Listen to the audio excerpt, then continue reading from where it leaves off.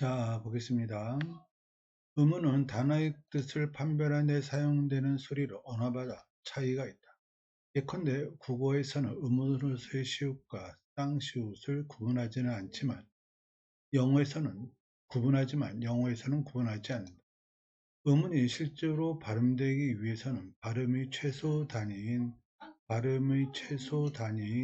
음절을 이루어야 하는데 음절의 구조도 언어마다 다르다. 국어는 한 음절 내에서 모음 앞이나 뒤에 각각 하나의 자음을 둘 수 있지만 결국 발음할 때 목하고서 이렇게 자음 하나만 발음된다는 이야기입니다. 자, 하나의 자음을 둘 수 있지만 영어는 스프링처럼 한 음절 내에서 자음군이 형성될 수 있다. 음은 그 자체로는 뜻이 없다. 음은 자체로는 뜻이 없고요. 음운이 하나 이상 모여 뜻을 가지면 의미의 최소 단위인 형태소가 된다. 의미의 최소 단위 형태소. 그리고 우리는 이러한 형태소를 결합하여 단어를 만들고 말한다.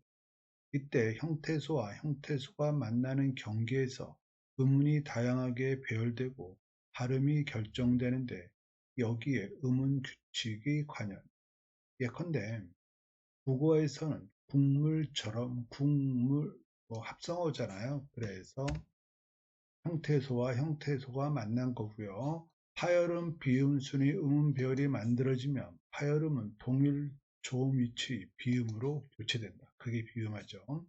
그런데 이런 음운 규칙도 모든 언어에 적용되는 것은 아니어서 영어에서는 닉네임처럼 파열음, 비음이 배열되어도 비음화가 일어나지는 않는다.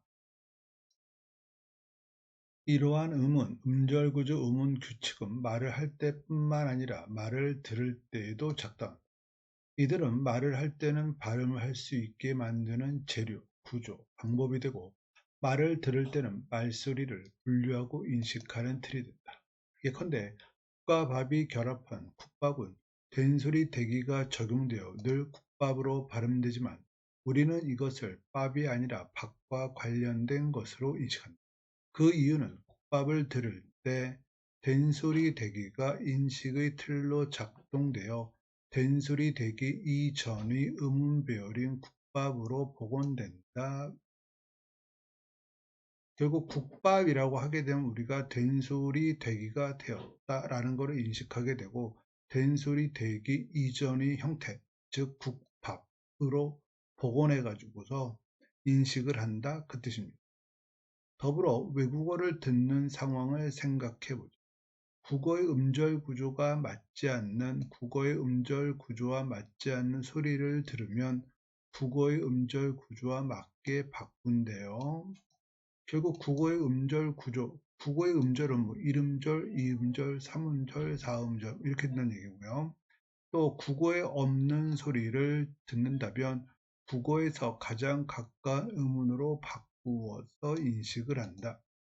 영어 단어 버스를 우리말 음절 구조에 맞게 이음절로 바꾸고 B를 비읍 또는 쌍비읍으로 바꾸어 버스 또는 버스로 인식하게 하는 것이 그 예이다.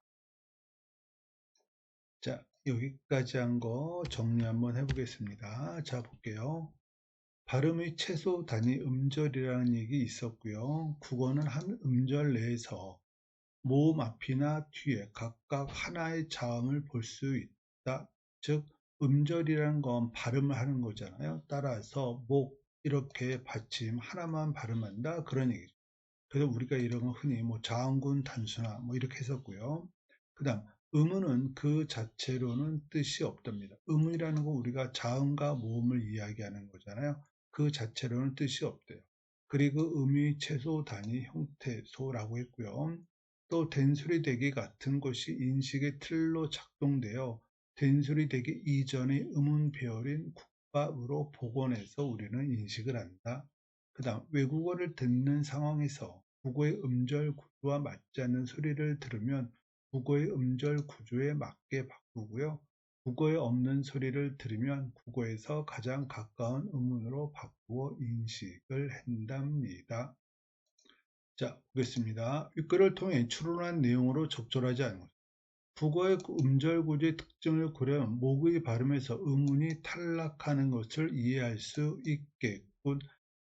이거 맞는 이야기죠. 왜냐하면 하나의 자음을 둘 수 있기 때문에.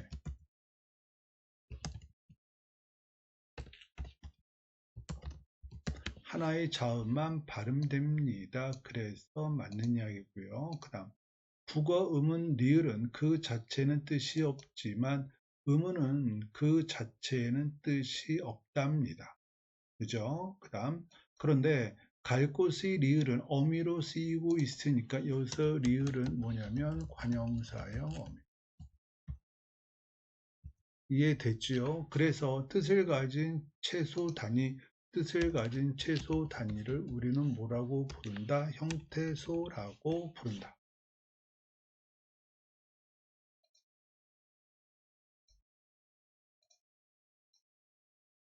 그래서 우리가 흔히 어미를 형태소로 이야기할 때 의존 형태소 또는 형식 형태소 이런 말을 썼습니다. 그 다음 3번 국어에서 반만 있어에서 반만을 듣고 반만으로 알았다면 그 장에서 비음화 규칙이 인식의 틀로 작동했겠군. 인식의 틀로 작동했으면은 밥만 이렇게 인식을 했겠죠. 그래서 답은 3번입니다.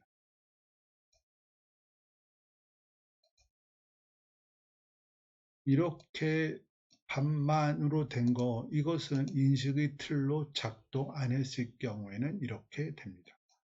그쵸? 그 다음 4번 영어 스프링이 국어에서 사문절 스프링으로 인식되는 것은 국어 음절 구조의 인식의 틀이 작동했기 때문에 우리는 이건 사문절로 인식하는 거예요. 그 다음 영어의 보컬이 국어에서 보컬로 인식되는 것은 영어 비와 가장 비슷한 음운이 비읍이기 때문이겠군. 맞는 말입니다.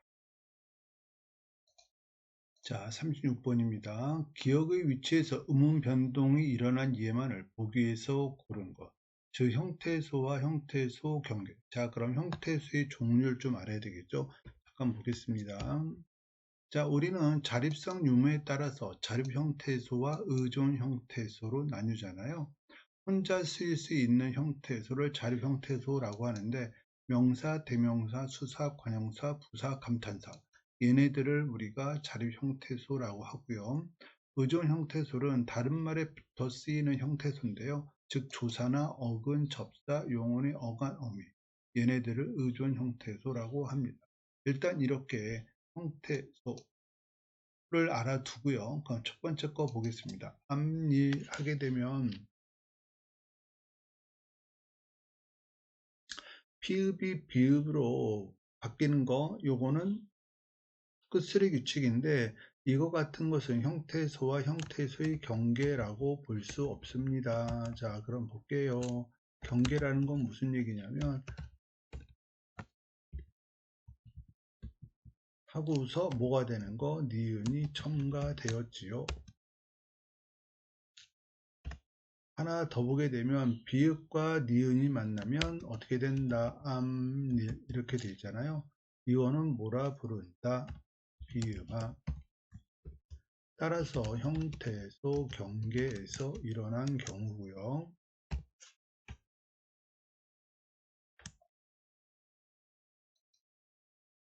그 다음 볼게요. 장미하고 꽃입니다. 그래서 발음이 장미꽃. 이거 우리가 흔히 끝소리 규칙이라고 이야기하잖아요.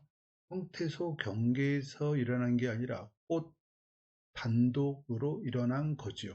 그래서 형태소 경계 아닙니다.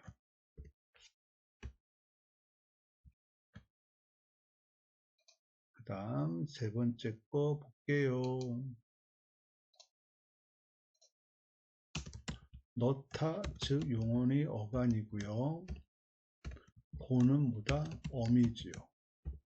됐죠? 그래서 발음이 뭐가 된다? 넣고, 이거 우리가 흔히 뭐라 부른다? 거센 소리 대기라고 부릅니다. 그럼 이건 형태소 경계에서 일어난 거죠. 왜냐하면 용언이 어간과 어미가 각각 형태소니까.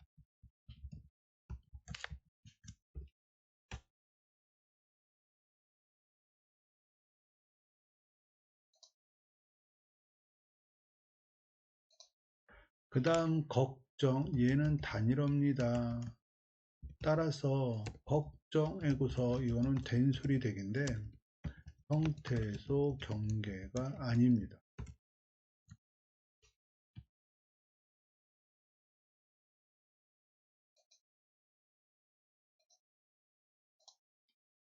자, 그 다음 구지는 굳다라고 하는 용언에서 왔지요. 그래서 얘는 어근.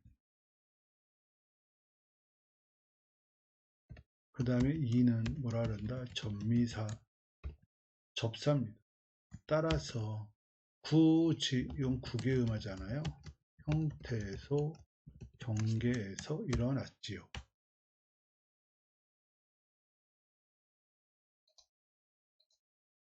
그래서 결국 답이 될 수 있는 건 A, C, E, 2번입니다. 자, 37번입니다. 보기를 참고하여 보기 2에서 밑줄 친 부분을 중심으로 기역, 미음을 이해한 내용으로 적절하지 않은 것. 보기 1. 객체 높임은 일반적으로 주체가 목적어나 부사어로 지시되는 대상인 객체보다 지위가 낮을 때, 객체보다 지위가 낮을 때 어휘적 수단이라 문법적인 수단으로 대상을 높인다. 전자는 즉 어휘적 수단, 객체 높임의 동사를 사용한답니다. 삽, 아래 이런 거고요. 후자는 문법적 수단으로는 객체 높임의 조사, 끼, 깨 이런 게 있고요. 그 다음에 객체 높임의 선어말, 어미, 합 등을 쓰는 방법이다. 중세국어에서는 이 세 가지 방법을 더 썼으나 현대 국어에서는 객체 높임의 선어말, 어미는 쓰지 않는다. 다음에서 중세 국어와 현대 국어를 비교해보면 이를 확인할 수 있다 그랬습니다. 자, 그럼 볼게요. 기억. 나도 이제 너희 스승님을 보삽고저, 스탑이 뭐다? 객체 높임 선어말 어미.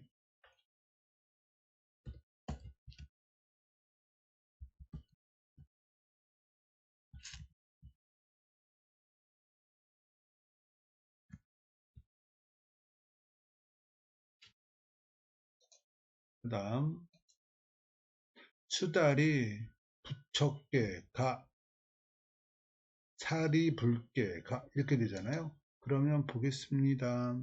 살이 붉게 그랬으니까 이거는 뭐다? 문법적 기능. 이거 객체 높임의 조사.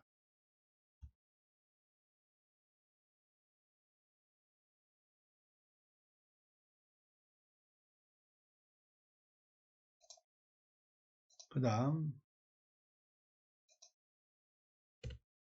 내 이제 부척게 그랬으니까 문법적 기능 객체 높임의 조사.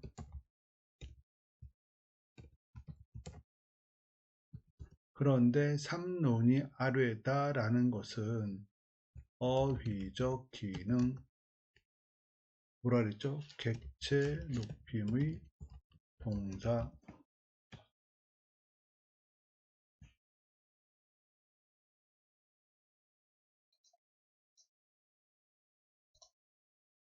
그 다음 리을 여보 당신이 이모님께 그러니까 문법적 수단이고요.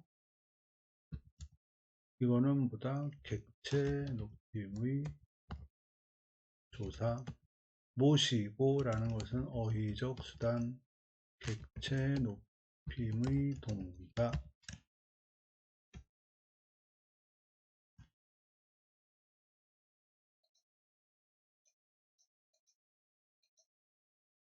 그 다음 선생님께서 그 아이에게 어디에 다친 데 없는 여쭤보셨다. 이거는 객체 높임이 잘못되어 있지요.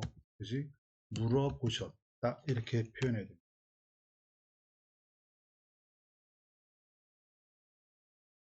자, 볼게요. 1번. 기억은 어휘적 수단으로, 어휘적 수단이 아니라 문법적 수단입니다. 그래서 답이 1번. 자, 38번 보겠습니다. 학습활동을 수행한 결과로 적절한 것은 그랬어요. 형태소는 자립성의 유무에 따라 의미 유무와 의미의 유형에 따라 다음과 같이 구분된다. 이거 잠깐 보겠습니다. 자, 볼게요. 자, 자립성 유무에 따라서 자립 형태소와 의존 형태소, 명사, 대명사, 수사, 관용사, 부사, 감탄사가 있고요. 의존 형태소는 조사, 어근, 접사, 용언이, 어간, 어미는 의존 형태소. 그 다음 실질 형태소는 실적인 의미를 가진 형태소인데요. 품사로 이야기하면 명사, 대명사, 수사, 관용사, 부사, 감탄사, 용언이, 어간, 어근은 실질 형태소. 형식 형태소는 형식적인 의미, 즉 문법적 기능을 하는 형태소인데요. 조사, 접사, 용언이, 어미가 해당됩니다. 자, 그래서 표를 보면 형태소는 자립성의 유무에 따라 의미가 다음과 같이 구분된대요.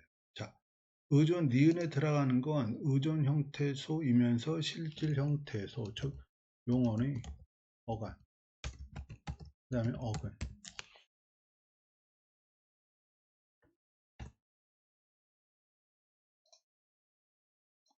얘네들이 의존 형태소이면서 실질 형태소고요. 그 다음 의존 형태소이면서 형식 형태소는 조사, 접사, 용언의 어미.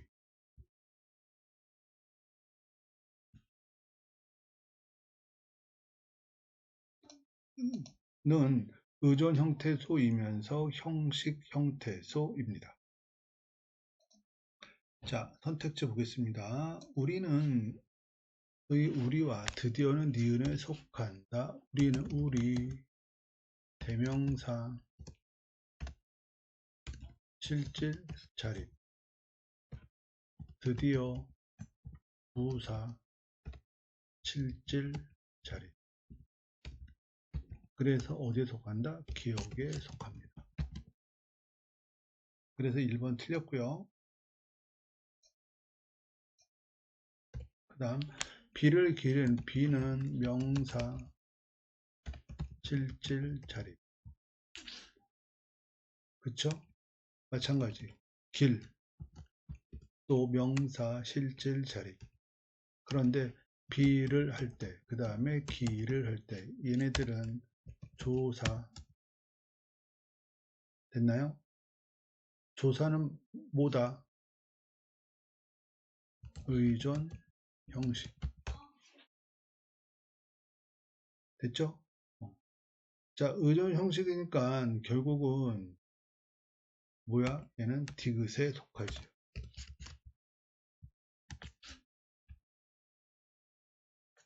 얘는 기억에 속하고요.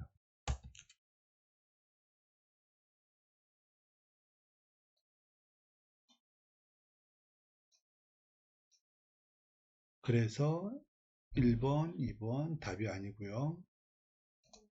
자, 3번 보겠습니다. 맞고의 맛과 맞서다의 맛. 맞고 맛, 맞서다의 맛 당연히 뭐다? 용언의 어간, 어근. 이해됐지요? 그래서 실질 의존. 그래서 뭐에 속한다? 니은에 속한다.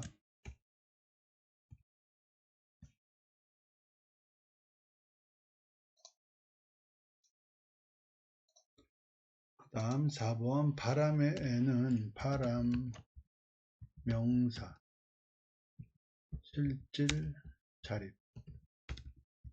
그래서 기억에 속하고요. 일단 애는 조사, 의존, 형식. 그래서 뭐에 속한다?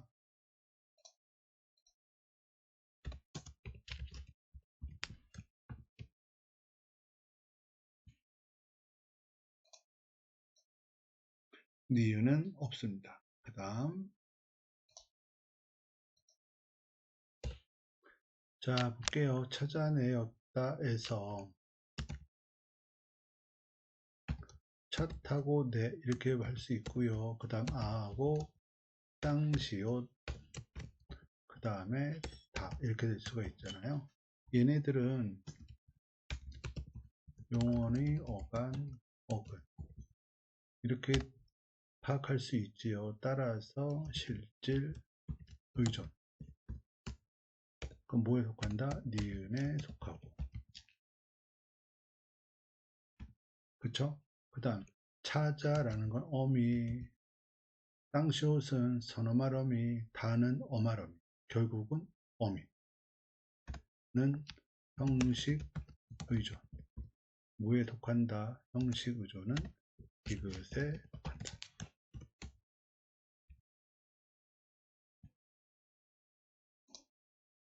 그래서 니은 디귿에 속하는 형태소만 있다. 답이 5번입니다. 자, 39번입니다. 보기 기역 미음에 해당하는 예로 적절한 것은 피동문에 대한 이야기인데요. 이제 피동사하고 사동사 잠깐 보겠습니다. 일단 피동 전미사는 거기 나와 있는 이희리기라는 게 있는데요. 사동 전미사라는 것도 있어요. 이희리기 우구추 이 중에서 요 이희리기가 사동 전미사와 피동 전미사 이 형태가 똑같습니다. 요거 구별하는 방법은 피동사 같은 경우는 피동사는 자동사거든요. 그래서 목적어가 없습니다. 근데 사동사는 타동사에 해당해요. 타동사라는 건 앞에 목적어가 있어야 된다.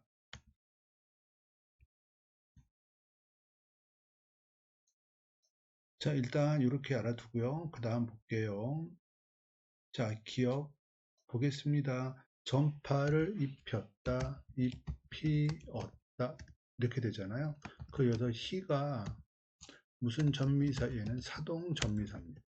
왜냐하면 앞에 목적어가 있기 때문에. 따라서 기억 동사 어원에 피동 접사가 붙은 것이 아니라 얘는 사동 접사가 붙은 겁니다. 그래서 아니고요. 그 다음 2번 내 몫의 일거리는 형에게 건네받았다. 니은 볼게요. 접사 하를 접사 받, 되, 당 등으로 교체하였다. 이렇게 됐잖아요. 근데 여기는 건네다 플러스 받았다. 이거 결국은 합성어잖아요. 결국은 피동 접사가 하로 교체된 거 아닙니다.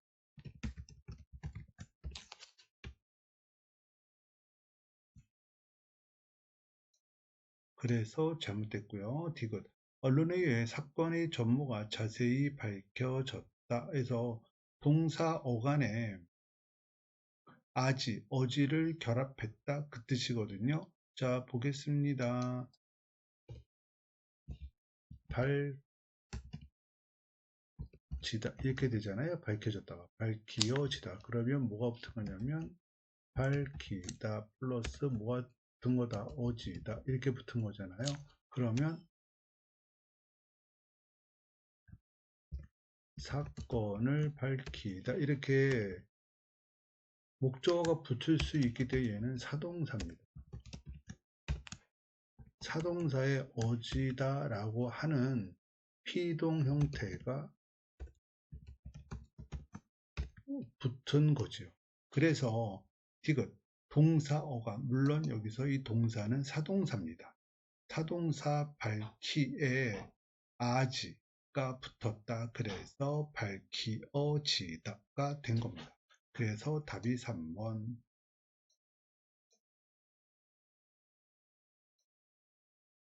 즉 사동사 어간에 붙은 거고요. 그 다음 4번 그 사람은 많은 사람들에게 존경받는다는 리을의 예라고 하는데 볼게요.